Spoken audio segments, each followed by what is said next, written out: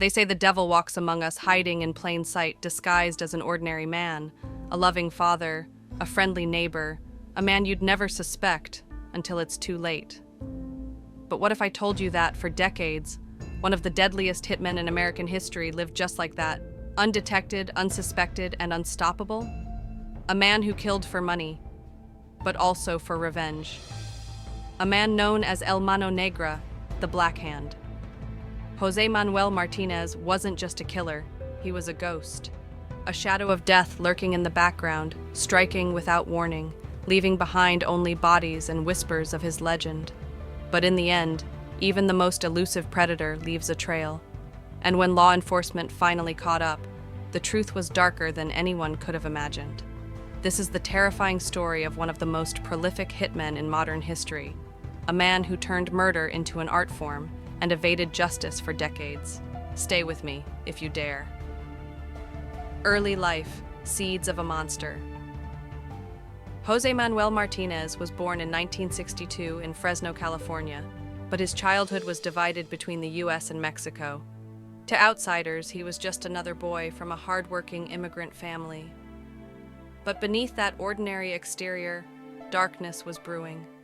Martínez's descent into violence began with a tragedy that would change him forever. In 1978, his beloved sister Cecilia was murdered. She wasn't just killed, she was brutalized, her death an act of senseless cruelty. The pain of loss twisted something inside him. He wasn't just mourning, he was transforming. At just 16 years old, Martínez made a vow.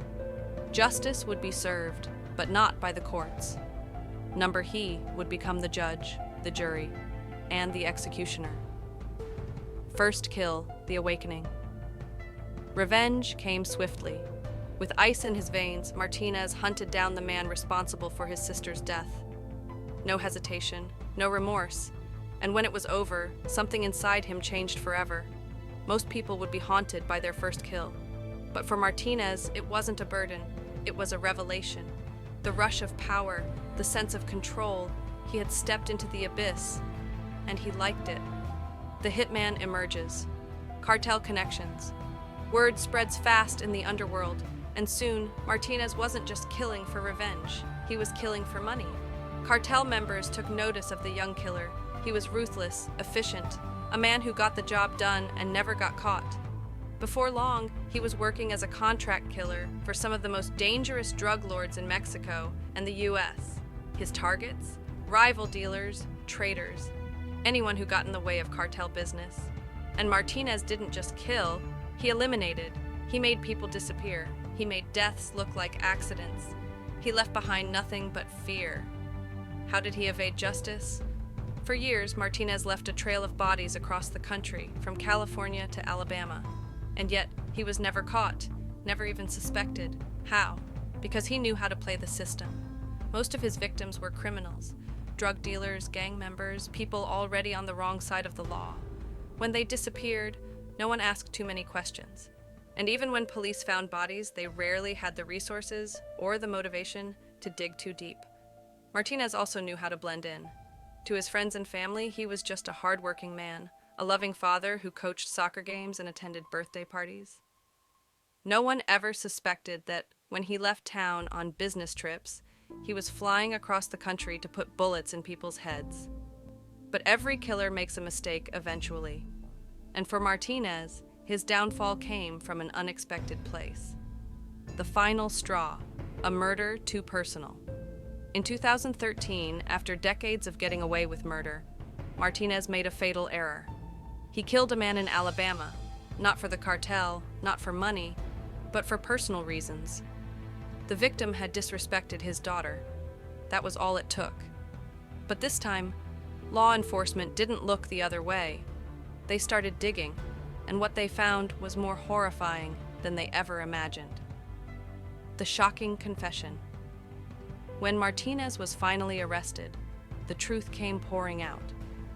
At first, authorities thought they had him for one murder.